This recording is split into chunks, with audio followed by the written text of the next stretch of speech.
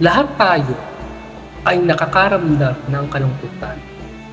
Kapag may nawala, kapag nag-iisa, o kapag masyado ng mabigat ang problema.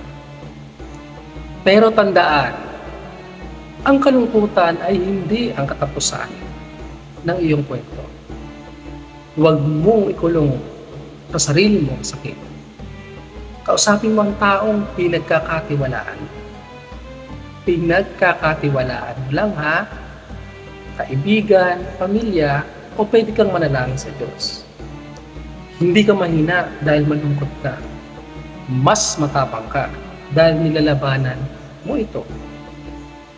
Kumilos, lumabas, maglakad, tumulong sa ibang tao, ngumiti kahit mahirap, ang maliliit na kilos ay nagdudulot ng malaking pagbabago.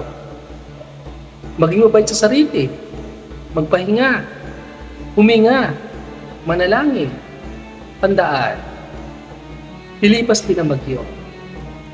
Sisikat din muli ang araw. Mas malakas ka kaysa sa iniisip mo.